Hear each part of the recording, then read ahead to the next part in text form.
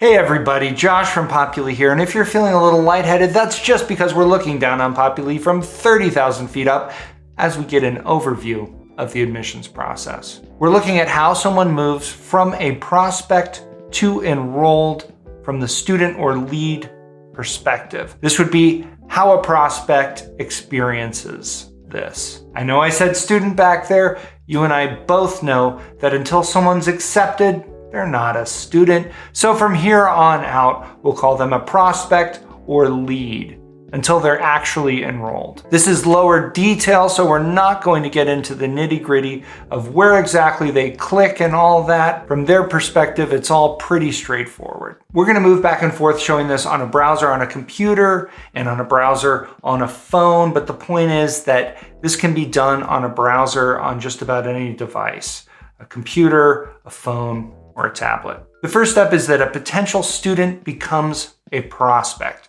This can happen in various ways, obviously, but it's pretty standard for a prospect to submit an inquiry via the school's website. With Populi's admissions, you design an inquiry form and then embed it on your website. Prospects navigate to the form somehow and fill it out. How you get them there is up to you.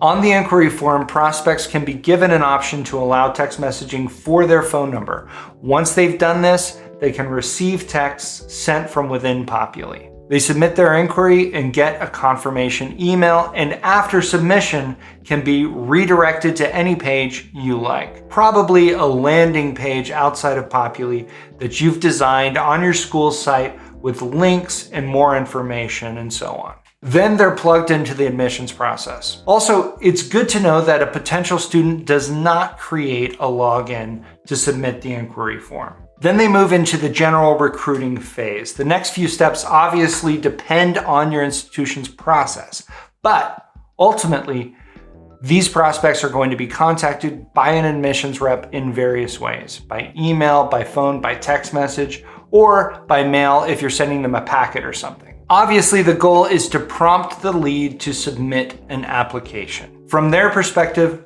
they're just communicating with the admissions team at your school. Then they move into the application phase. Similar to the inquiry form, the school has an application form designed in Populi embedded on their website. That form is connected to Populi, so we're assuming here that the lead accesses the form on their phone in a browser.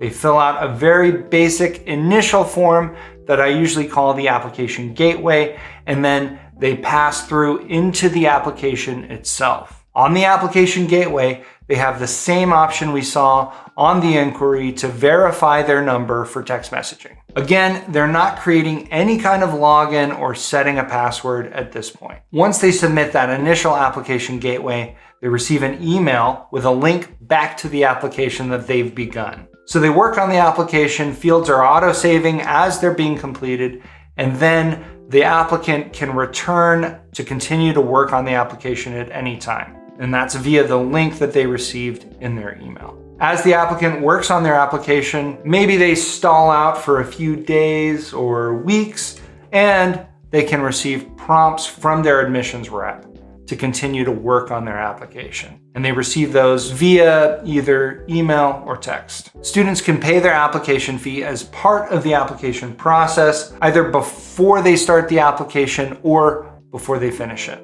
Once an applicant completes their application, they receive an email. They can be redirected to whatever page you like, could be anything, but it might contain prompts to schedule a campus visit or information about scholarships or whatever. And just to clarify, you can link to this hypothetical page from within Populi, but you don't design it in Populi or anything like that. It's something that you design on your site. And then they move into the waiting phase. At this point, the applicant waits to hear from the institution. They may receive questions about their application, and they can respond within the application itself.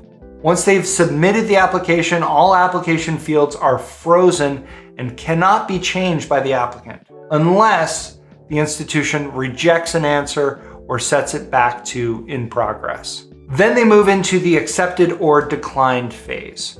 Once the admitting body makes their decision, the applicant receives notification from the institution. When the applicant is declined, that's obviously the end of their admissions experience.